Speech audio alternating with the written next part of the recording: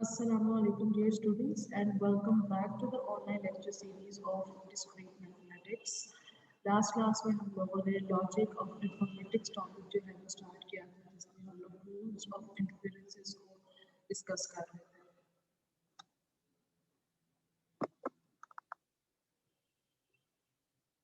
मैंने आप लोगों को बताया था कि कोई भी आर्ग्यूमेंट क्या चीज़ होती है। Argument is a sequence of statements और premises that end in a conclusion. मैंने आप लोगों को बताया था कि हमारे पास कुछ प्रेमिसेस जो है वो गिवन होते हैं, उनके बेसिस के ऊपर हम कुछ कंक्लूजन जो है वो डिफाइन करते हैं।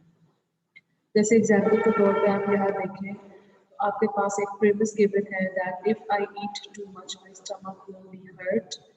और again second premise is my stomach doesn't hurt. That means कि इससे हमने कंक्लूजन हम लोगों ने क्या डिफाइन किया कि आई don't eat too much, right. और इसको सिंबॉलिकली अगर देखा जाए तो कैसे लिखा जाता है, यहाँ पे नीचे आप लोग देख सकते हो कि P implies Q, not of P therefore not of Q therefore not of P। ठीक है, इसको सिंबॉलिकली यूँ लिखा गया है और सेंटेंस वाइज इसको डिफाइन यूँ किया गया है। इनको आप लोगों की आसानी के समझने के लिए इसलिए मैंने if I eat too much के ऊपर P लिख दिया ताकि बच्चों को क्लियर हो कि स्टेटमेंट जो if I eat too much जो है P स्टेटमेंट है, Q statement is my stomach will be hurt. ठीक है, और my stomach doesn't hurt that means I don't eat too much, right. ठीक है, तो ये एग्जाम्पल हम लोग लास्ट क्लास में डिस्कस कर चुके हैं। उसके बाद यहाँ पे कुछ पर्पस जो है लिखा है, जो भी हम वो भी लास्ट क्लास में हम लोग डिस्कस कर चुके हैं। उसके बाद मैंने रूल्स ऑफ इन्फ्रेंस स्टार्ट करवाया था, जिसमें फर्स्ट रूल हमारे पास मॉडस मोमेंट्स था। मैंने आप लोगों को बहुत विजिबली बहुत क्लियरली ये चीज़ समझाई थी कि किसी भी सेंटेंस को सिंबॉलिकली किस तरह लिखा जाता है और किसी भी सेंटेंस को लॉजिकल कंडक्टिव्स को यूज़ करते हुए किस तरीके से लिखा जा सकता है। आप लोग यहाँ पे स्क्रीन पे ये चीज़ देख सकते हो कि P implies Q, P therefore Q। ये इसको मैंने सिंबॉलिकली लिखा हुआ है और इसके नीचे ये जो स्टेटमेंट है if I am late my teacher is agree to me, I am late therefore my teacher is agree to me, ये मैंने इसको सेंटेंस के फॉर्म में लिख दिया है। एक चीज़ जो मैं ये आज का लेक्चर स्टार्ट करते वक्त आप लोगों को रिमाइंड करवा दूँ वो ये चीज़ के ये रूल्स जो है ये आप लोगों ने याद करने हैं। अगर एग्जाम में आपको मॉडस मॉडर्न बोला गया हो तो आप लोगों को पता होना चाहिए कि ये रूल क्या है, आप लोगों को ये चीज़ याद होनी चाहिए। अगर आपको ये चीज़ गिवन हो यानी कि सिंबॉलिकली आपको कोई रूल लिख के दिखाया गया हो तो आपको पता होना चाहिए कि ये कौन सा रूल है। ठीक है, तो वाइस वर्सा दोनों तरीकों से आप लोगों को ये चीज़ याद होनी चाहिए। ठीक है, बहुत इजी टॉपिक है, 3 रूल्स मैं आपके साथ ऑलरेडी डिस्कस कर चुकी हूँ। The first one is modus ponens, the second one is modus tollens and the third one is hypothetical syllogism। ठीक है, अब हम मूव ऑन करते हैं अपने हम लोगों ने फोर्थ वन डिसजंक्टिव सिलॉजिज्म जो है वो कंप्लीट कर लिया था। इसके बारे में मैं आप लोगों को थोड़ा सा रिवाइज ये करवा दूँ कि डिसजंक्टिव सिलॉजिज्म को दो तरीकों से लिखा जा सकता है।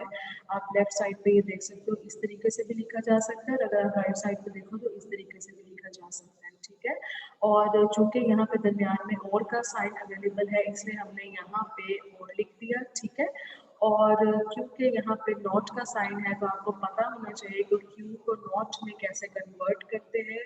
आप लोग इस स्टेटमेंट को फर्स्ट स्टेटमेंट को देख के आइडेंटिफाई करो कि यहाँ पे क्यू क्या है। तो यहाँ पे मैं आपको बताती हूँ, my wallet is in my pocket, ये सेंटेंस पी है, और I have left my wallet behind at home, ये सेंटेंस क्यू है। ठीक है, तो मैंने आप लोगों को बताया था किसी भी सेंटेंस को नेगेटिव फॉर्म में आप लोगों को कन्वर्ट करना आना चाहिए। अगर यहाँ पे स्टेटमेंट है Q that is I have left my wallet behind at home, तो आप लोगों को पता होना चाहिए कि इसको नॉट ऑफ क्यू में कैसे कन्वर्ट करना है।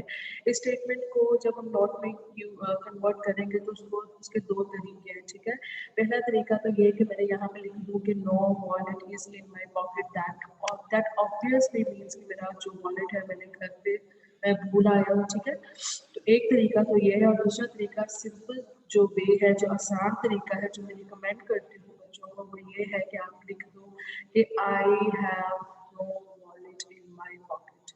ठीक है, अच्छा उसके बाद जो नेक्स्ट रूल है हमारे पास that is P Q therefore P and Q। अच्छा, आप लोगों को लॉजिकल कनेक्टिव्स मैंने क्लास में सिखाए थे। ये लॉजिकल कनेक्टिव आप लोगों को पता होना चाहिए कि इसका क्या मतलब है। ये एंड को रिप्रेजेंट कर रहा है।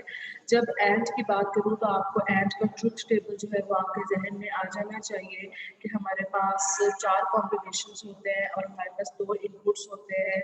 For example A B input है और हमारे पास ऑपरेटर दरमियान में ए एंड बी मैंने लगा दिया, तो किस वैल्यू का आंसर जो है वो ट्रू होगा और किस वैल्यू का आंसर फॉल्स होगा। आप लोगों को रिवाइज करने के लिए मैं वर्बली बता देती हूँ कि हमारा जो एंड ऑपरेटर होता है वो जब दोनों चीज़ें हमारी ट्रू होती हैं तभी आंसर हमारे पास ट्रू आता है। एल्स अगर हमारा एक भी इनपुट फॉल्स हो तो हमारा आंसर ऑटोमेटिकली क्या होता है, फॉल्स। इन अदर वर्ड्स, अगर 0 और 1 की बात की जाए तो हमारा आंसर 1 तब होगा जब हमारे दोनों इनपुट्स 1 होंगे। अगर हमारे दोनों इनपुट्स में से एक इनपुट भी हमारा ऑफ होगा, 0 होगा तो या फॉल्स होगा तो हमारा आंसर क्या होगा, नेगेटिव में होगा। ठीक है, तो जब मैं इन लॉजिकल कनेक्टिव्स की बात करती हूँ तो मेरे बच्चों को ना सिर्फ ये लॉजिकल कनेक्टिव्स उनके जहन में आ जाने चाहिए बल्कि उनके ट्रूथ टेबल और उनकी वैल्यूज भी जो है वो याद हो जानी चाहिए। आप लोगों ने जो कोर्स पढ़ा था DRD, उसमें आप लोग ये चीज़ें पढ़ चुके हो, इसलिए मैं आप लोगों को आज के लेक्चर में ये रिवाइज नहीं करती। और इसके अलावा जो हमारी लास्ट क्लास यहाँ यूनिवर्सिटी में हुई थी उसमें भी मैंने आप लोगों को बहुत अच्छे से लॉजिकल कनेक्टिव्स लिखना, उनको सिम्बॉलिकली डिफाइन, उनको सिम्बॉलिकली लिखना और उनकी एग्जाम्पल्स के साथ मैंने आप लोगों को सिखाए थे। ठीक है, तो यहाँ पे coming back to the lecture में आप लोगों को बता दूँ कि हमारे पास जो रूल ऑफ इन्फेरेंस है कंजंक्शन का, उसमें आप देख सकते हो we have P, we have Q, we have P and Q. आप लोगों को याद ये बात रखनी चाहिए कि कंजंक्शन जो वर्ड है उसमें हमेशा एंड इस्तेमाल होता है। ठीक है, तो यहाँ आप नीचे आ जाओ, अगर एग्जाम्पल में तो लिखा हुआ है ही टेक्स डिस्क्रीट मैथमेटिक्स लेक्चर, ही रिपीट्स एल्गोरिथम्स लेक्चर। ठीक है, तो हमें क्या समझ आई कि हमारे पास ये जो लाइन है फर्स्ट वाली, ये क्या है, ये है हमारी। जो उसके बाद ये जो सेकंड लाइन है ये क्यू है हमारा, और क्यू के हमारा रूल ये कहता है कि हमने एंड लगाना है, तो इसलिए थर्ड में यहाँ पे देयरफॉर का वर्ड इसलिए आ रहा है क्योंकि यहाँ पे देयरफॉर का निशान बना हुआ है रूल में। ठीक है, सो ये देयरफॉर मैंने वहाँ पे लिख दिया। उसके बाद मैंने दोनों सेंटेंसेस को कंबाइन कर दिया with the help of a and operator. Very easy, very simple, right. तो इसके ऊपर हम लोग ज्यादा टाइम वेस्ट नहीं करते, हम लोग आगे मूव ऑन करते हैं। अगर आप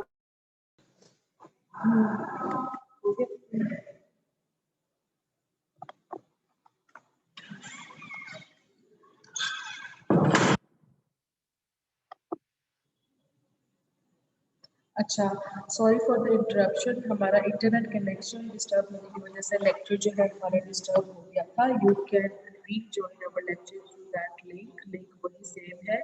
और यहाँ पे मैं आप लोगों को एंटर होना अलाउ कर देती हूँ ताकि वहाँ पर आप लोगों को पूछना हो। सो इनेबल है मेरा मीटिंग।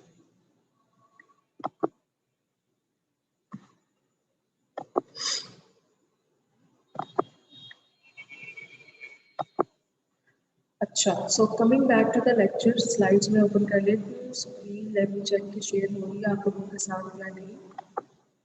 यस, स्क्रीन शेयर हो रही है, स्लाइड में ओपन कर लेती हूँ।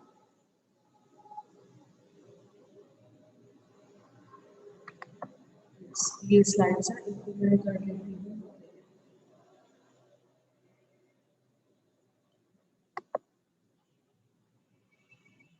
Okay, so the next rule is addition. Last जो हमने रूल डिस्कस किया है that is conjunction, so this rule is addition.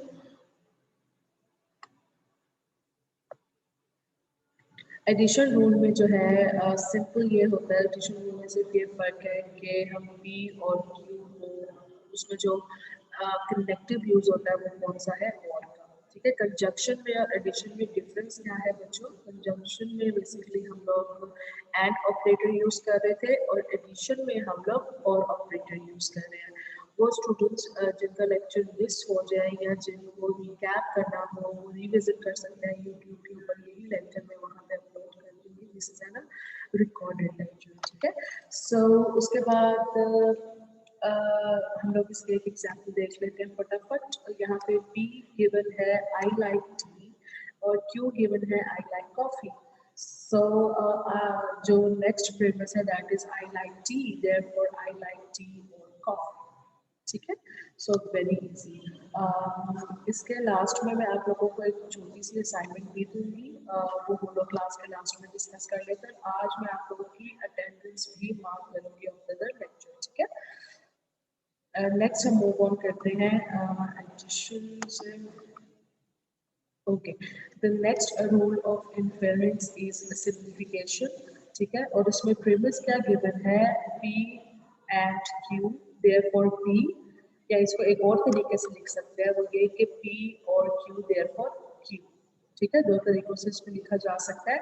इसकी एग्जाम्पल डिस्कस कर लेते हैं। I am clever in mathematics and computer science, ठीक है। तो यहाँ पे and that is computer science, therefore I am clever in mathematics, ठीक है। तो इसको अगर आप ये सेंटेंस नहीं लिखना चाहते तो we can use any other sentence. मैं आपको एक और एग्जाम्पल से समझाने की कोशिश करती हूँ। अगर मैं आप लोगों को कहूँ कि my students are taking discrete mathematics lecture on Thursday, ठीक है। और उसके साथ एंड के साथ मैं क्यों लिख देती हूँ, it is mandatory to attend the class, ठीक है। क्यों क्या है मेरा, it is mandatory to attend the class. यहाँ पे मैं नीचे लिख देती हूँ ताकि स्टूडेंट्स को समझ आ जाए साफ। इसको मैं एंटर कर देती हूँ ताकि confusion ना हो। अच्छा, यहाँ नीचे मैं एक और एग्जाम्पल लिखती हूँ।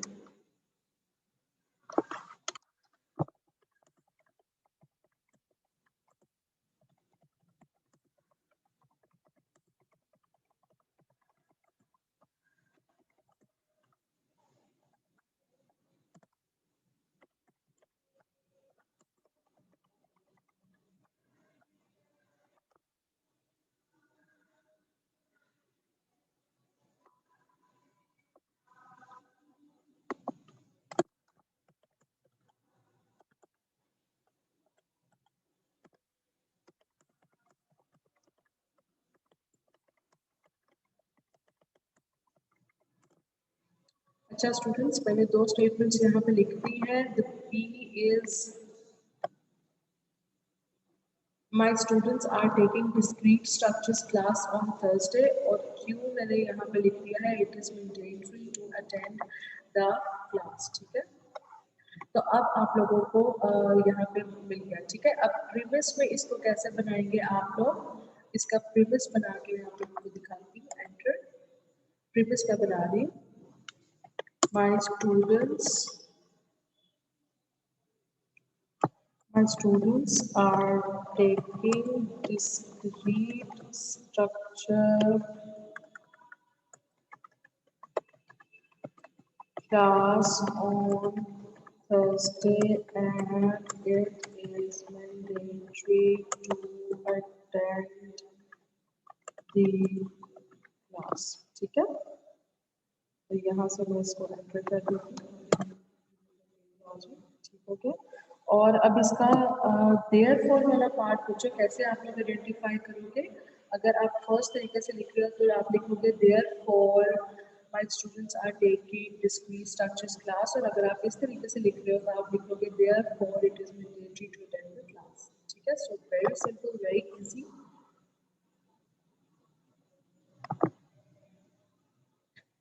अच्छा, उसके बाद the next one is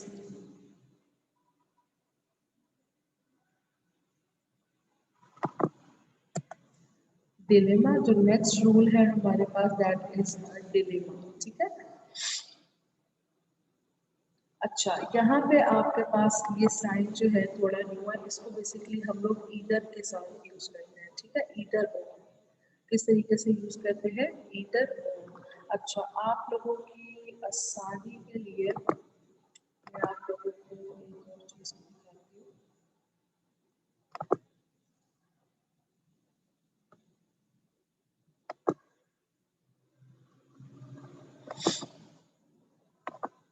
I have a site, I have an online site जहाँ से आप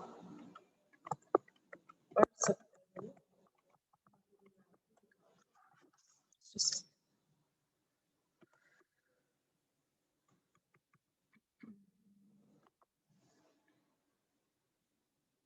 अच्छा, ये एक साइट है हमारे पास, यहाँ से भी आप लोग स्टडी कर सकते हो। वहाँ पे कंफ्यूज कर रहे थे वो वाले सिम्टम्स को हम यहाँ उपयोग कर लेते हैं, ठीक है। सो हम लोग इनमें से कौन से रूल्स पढ़ चुके हैं? हम एडिशन कवर कर चुके हैं, राइट। तो हम कंजंक्शन भी कवर कर चुके हैं। उसके बाद हम सिंप्लीफिकेशन भी कवर कर चुके हैं, राइट।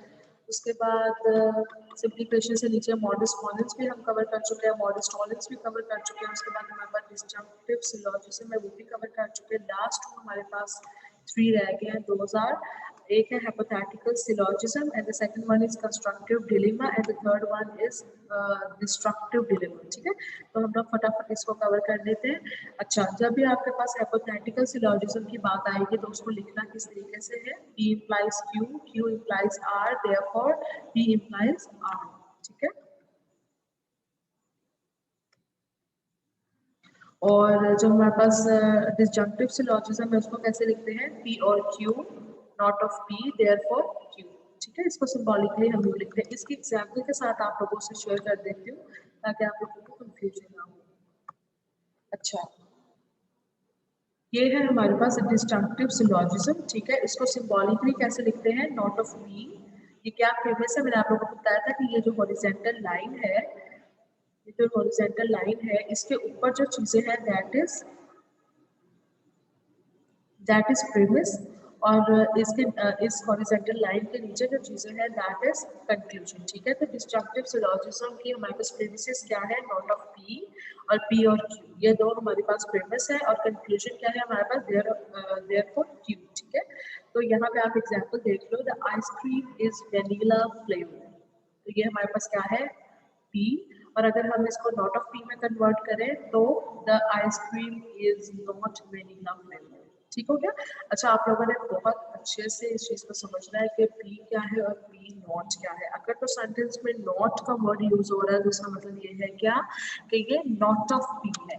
और अगर जो स्टेटमेंट है वो कंप्लीट पॉजिटिव स्टेटमेंट है, उसमें नॉट का इस्तेमाल कहीं नहीं है, तो दैट मीन्स कि ये P है, इसमें नॉट नहीं है, ठीक है। तो आप लोग देख रहे हो कि नॉट ऑफ P क्या है हमारे पास यहाँ पे? This ice cream is not vanilla flavoured, ठीक है।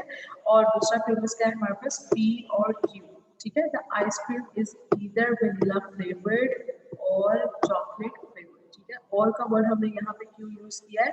क्योंकि यहाँ पे हमारे पास ये गिवन है, ठीक है। और Q यहाँ पे हमारे पास क्या है? Ice cream is chocolate flavoured. यहाँ पे Q क्या है? The ice cream is chocolate flavoured, so therefore Q the ice cream is chocolate flavoured, ठीक है। उसके बाद the next one is hypothetical syllogism, ठीक है। हाइपोथेटिकल सिलोजिज्म को हम लोग बेसिकली सिंबॉलिकली किस तरीके से लिखते हैं? हमारे पास 3 स्टेटमेंट्स होते हैं। देखो, पिछले जो हमारे पास रूल्स ऑफ इन्फेरेंस थे और अब जो हम रूल ऑफ इन्फेरेंस पढ़ रहे हैं इसमें फर्क देखा होगा। जो पिछले रूल ऑफ इन्फेरेंस थे हमारे पास, उसमें हमारे पास कितने इनपुट्स थे? मैक्सिमम 2, P और Q, ठीक है। लेकिन हाइपोथेटिकल सिलोजिज्म में हमारे पास कितने इनपुट्स हैं? We have 3 inputs. कितने इनपुट्स हैं हमारे पास? वी हैव 3 इनपुट्स, ठीक है।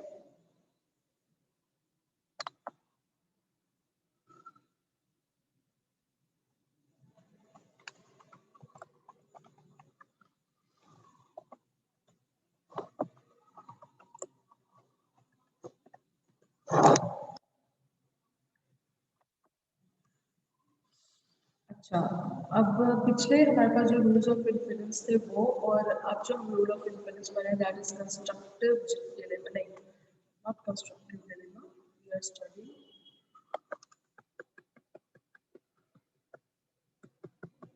हाइपोथेटिकल सिलोजिज्म है हमारे पास। इसमें हमारे पास कितने इनपुट्स हैं? फर्क क्या है पिछले रूल्स में इस रूल में? इस रूल में हमारे पास 3 इनपुट्स हैं, that is P, Q and R। 3 inputs हैं हमारे पास, ठीक है। सो P implies, ये सिंबॉलिकली बेसिकली ये रूल क्या है? P implies Q, Q implies R, therefore P implies R, ठीक है।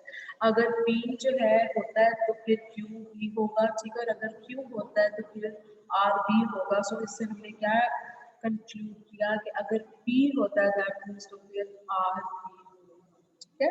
तो सिंपल एग्जांपल अगर हम इसके नीचे देख लेते हैं, वो कह रहे हैं कि P हमारे पास यहाँ पे क्या है?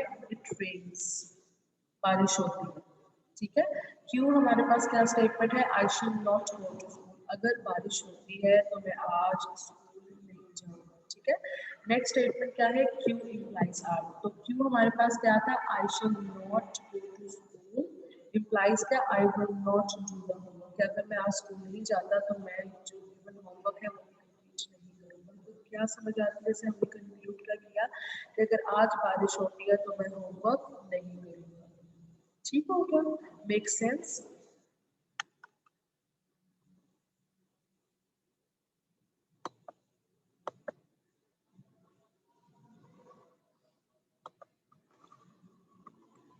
अच्छा, उसके बाद नेक्स्ट जो रूल ऑफ इंफेरेंस है हमारे पास, दैट इज कंस्ट्रक्टिव डिलेमा, ठीक है।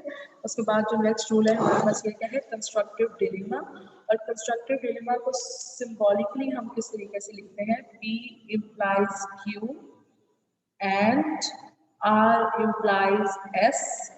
सेकंड प्रीमिस क्या है हमारे पास, P और R, और कंक्लूड क्या किया इसे हमने, Q और S। अब यहाँ पे समझने वाली क्या बात है कि हमारे पास इनपुट्स कितने हैं, चार, कितने इनपुट्स हैं हमारे पास, चार, तो इसके कॉम्बिनेशन क्या बनेंगे हमारे पास,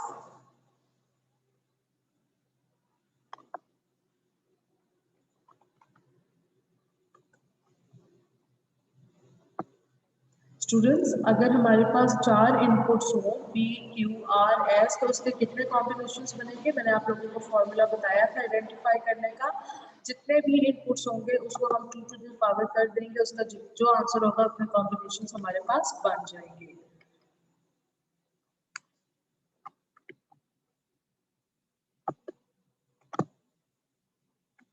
चार इनपुट्स है हमारे पास P Q R S, 2 to the power 4 अगर मैं करूँगी तो हमारे पास क्या आएगा 32, हमारे पास क्या बनेगा 2 into 2 4, 4 into 2 8 and 8 into 2 16,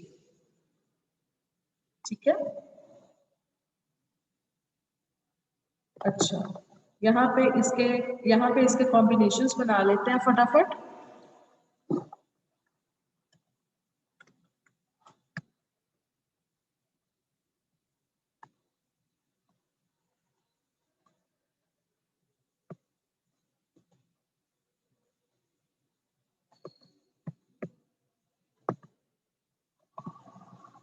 आप लोगों को क्लास में कॉम्बिनेशंस बनाना मैंने पहले भी एक दफ़ा सिखाए हैं, एक दफ़ा रिवाइज इसलिए कर दी ताकि अगर बच्चा कंफ्यूज है आप लोग उस वक्त इस वक्त आपको क्लियर हो जाए, ठीक है। तो आप लोगों ने कॉम्बिनेशन किस तरीके से बनाने हैं, सबसे पहले आपके पास आप लिखोगे टेट्रा 0, P भी 0 होगा, Q भी 0 होगा, R भी 0 होगा और S भी 0 होगा, ठीक है।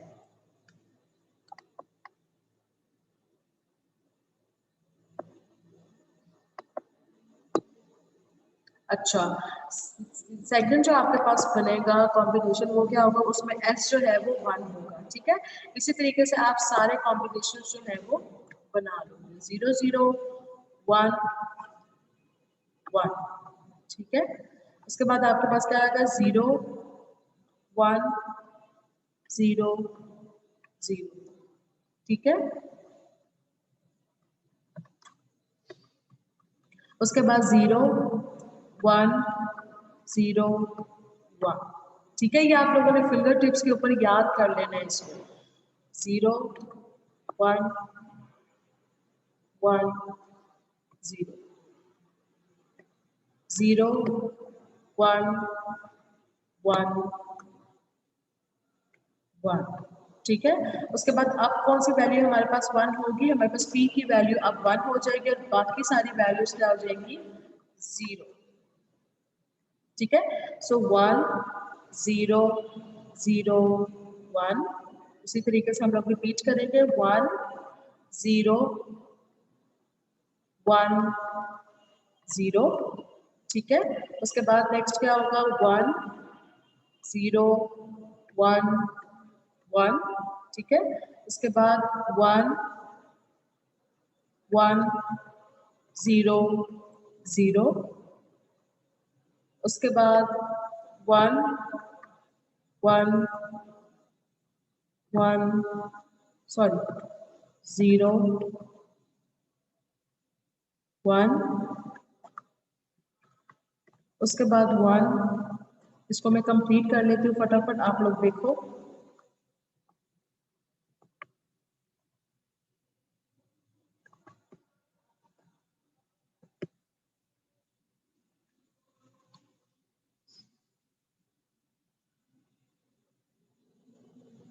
अच्छा स्टूडेंट्स, 4 इनपुट्स का जो ट्रुथ टेबल है वो मैंने कंप्लीट कर लिया है।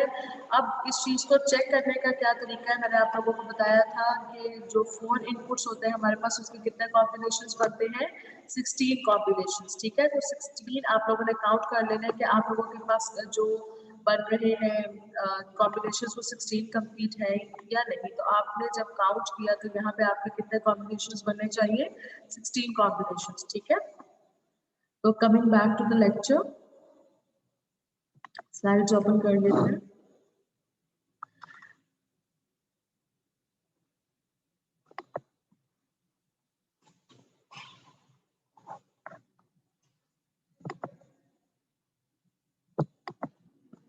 अच्छा, यहाँ पे हमारे पास P क्या है, it rains, I will take a leave. Q क्या है हमारे पास, I will take a leave. तो जब इसके दरमियान इम्प्लाइज का साइन होगा तो हम किस तरीके से लिखेंगे, if it rains I will take a leave. अगर बारिश होती है तो मैं आज के दिन लीव ले लूंगा। ठीक है, उसके बाद R इम्प्लाइज S। अब R क्या है हमारे पास, इट इज हॉट आउटसाइड, आज बाहर गर्मी है, I will go for a shower. ठीक है, एस क्या है हमारे पास, I will go for a shower. अच्छा, अब यहाँ पे पी भी हमें समझ आ गई। अब यहाँ पे आपने इफ और एल्स से तो आप लोग कंफ्यूज नहीं होंगे, क्योंकि मैंने आप लोगों को पहले ही बता दिया था कि जहाँ पे एरो होता है वहाँ पे इफ और एल्स यूज होता है। ठीक हो गया, तो यहाँ पे आप लोग देख सकते हो कि इफ और एल्स बताने का मकसद ही ये है कि पी और क्यू के दरमियान हमारे पास क्या है, पी और क्यू के दरमियान हमारे पास क्या है, यहाँ पे implies का साइन है। ठीक है, so if it rains I will take a leave, P implies Q, if it is hot outside I will go for a shower, R implies S। तो उससे अगला प्रीमिस हमें क्या सिंबॉलिकली गिवन है, P और R।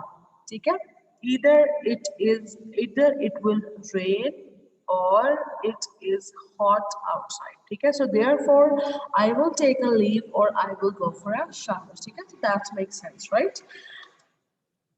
उसके बाद हमारे पास जो नेक्स्ट हमारे पास यहाँ पे रूल ऑफ इन्फरेंस है, दैट इज डिस्ट्रक्टिव डिलेमा। और डिस्ट्रक्टिव डिलेमा को हम लोग सिंबॉलिकली कैसे लिखते हैं, आप लोग यहाँ पे स्क्रीन पे देख सकते हो। P implies Q और सॉरी एंड, ये जो निशान है हमारे पास ये एंड का निशान है, एंड R implies S। और सेकंड प्रीमिस हमारे पास क्या है, नॉट ऑफ Q और नॉट ऑफ S। और इसे हम कंक्लूड क्या करेंगे कि नॉट ऑफ P और नॉट ऑफ R। ठीक है, तो यहाँ पे नीचे एग्जाम्पल के थ्रू इसको देख लेते हैं। सबसे पहले आप लोगों ने इस क्वेश्चन को सॉल्व करते हुए क्या करना है, आप लोगों ने स्टेटमेंट्स आइडेंटिफाई कर लेनी है। आपके पास जो फर्स्ट स्टेटमेंट है P, that is it rains.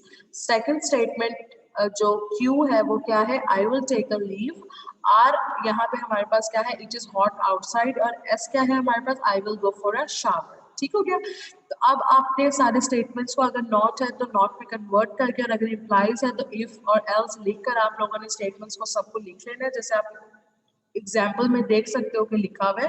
ठीक है, वैसे कंप्लीट लिखने के बाद आप लोगों ने कंक्लूड करना है। यहाँ पे आपने नॉट ऑफ पी और नॉट ऑफ आर क्रिएट करना है। तो मैंने आप लोगों को नॉट में कन्वर्ट करने का तरीका सिखा दिया है। अब नॉट ऑफ पी क्या होगा, either it will not rain। अब क्योंकि और है इसलिए स्टार्ट में either लगा रहे हैं। ठीक है, so either it does not rain or it is not hot outside। ठीक है, सो यहीं पे हमारे जो रूल्स ऑफ इन्फेरेंसेस है वो कंप्लीट हो गए हैं। ठीक है, अब इसके बाद मैं आप लोगों को देना चाहूँगी एक असाइनमेंट या एक क्लास एक्टिविटी। यहीं पर मैं आप लोगों को लिख देती हूँ, और ये मैं असाइनमेंट के तौर पे व्हाट्सएप ग्रुप में जो है वो कर भी दूँगी, शेयर भी कर दूँगी। ठीक है,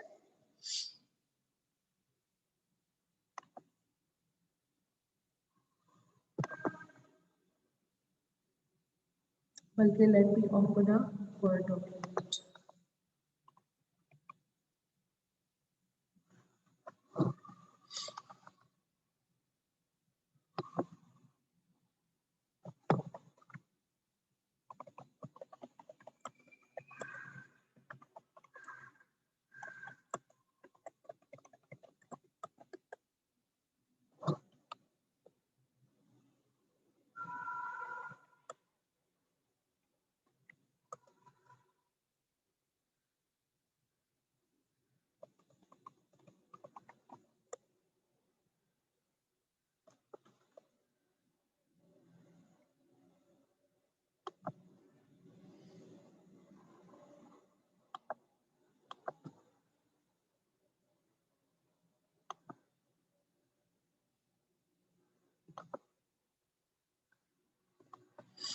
अच्छा, यहाँ पर जो आप लोगों के साथ असाइनमेंट है वो मैं शेयर कर दूँगी ऑन व्हाट्सएप। तो यहीं पे हमारा टॉपिक जो है वो यूज़ ऑफ पेरिफेरल्स का कंप्लीट होता है।